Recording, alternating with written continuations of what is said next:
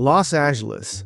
It's the city we all picture when we think of sunshine, celebrities, and silver screen magic. Palm trees line the streets. Movie stars walk red carpets, and the world looks at it as the hub of entertainment and glamour. But under all that glitter and gold lies a past that's darker, deeper, and more disturbing than most people realize. You'd never guess it by walking the Hall of Fame or hiking the Hollywood Hills, but in the late 1930s, this city wasn't just a playground for the rich and famous. It was also a hidden battleground for one of the most extreme and terrifying ideologies in history. Because right here in downtown LA, thousands of people gathered, not for a sports game, not for a concert, but for a full-on Nazi rally on American soil, and no one talks about it. So let's rewind the clock. The year is 1939. Hitler's grip on Germany is tight, and the world is standing on the brink of global war. Concentration camps are already operating. Jewish citizens in Germany are being stripped of their rights, attacked, and pushed out of their homes. The Nazi Party isn't just a political group anymore, it's a full-blown dictatorship built on fear and hate.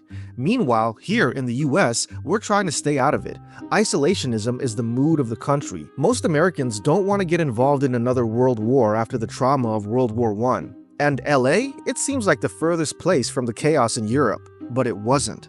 Beneath the sunshine and movie magic, something sinister was growing. Enter the German American Bund, a pro-Nazi organization formed right here in the United States. They weren't just some fringe, backwoods group shouting in empty fields. These people were organized. They wore uniforms. They had headquarters. They hosted summer camps for kids, complete with swastikas, German flags, and Hitler Youth-style training. And they weren't hiding. They believed they were the true patriots, the ones preserving American values from what they saw as a communist and Jewish threat. And where did they set up one of their biggest bases? Southern California.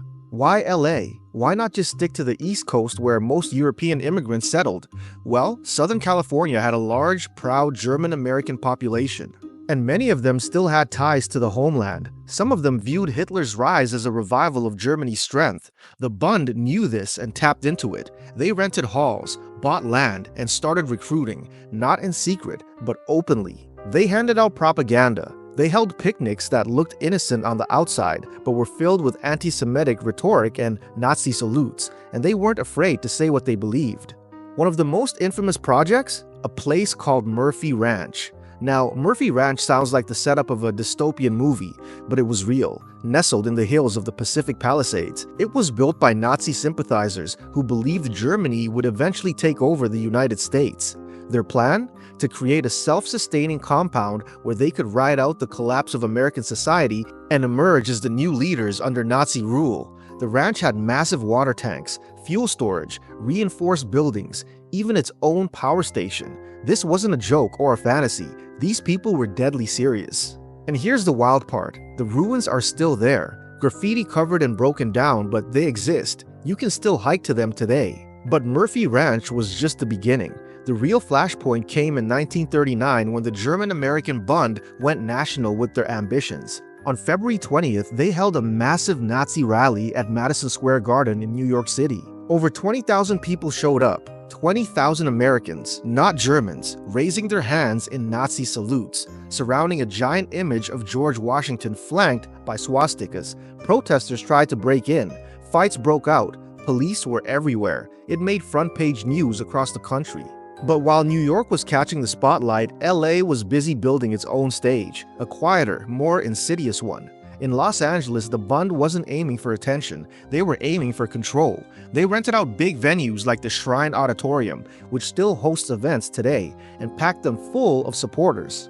Thousands came to hear fiery speeches about America's so-called enemies, Jews, communists, intellectuals. They flew Nazi flags next to American ones, arguing that Hitler and Washington had the same dream of nationalism and power. And disturbingly, many people believed them. These weren't foreigners trying to infiltrate America. These were American citizens, born and raised, who felt that fascism was the answer to America's problems. And Hollywood? Oh, Hollywood knew what was going on.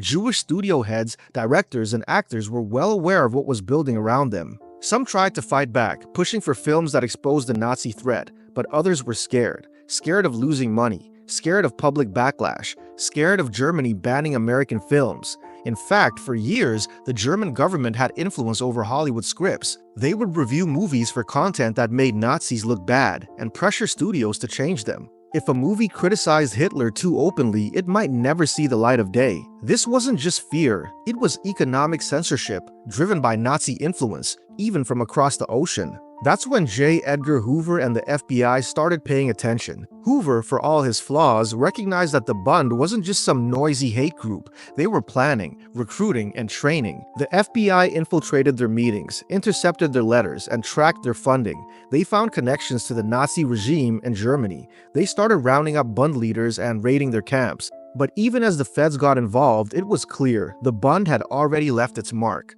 By the time the US joined World War II, many Bund members had vanished into the shadows. Some were arrested, others simply went quiet, burned their uniforms, and slipped back into civilian life. No justice, no real accountability. The most disturbing part? We just forgot.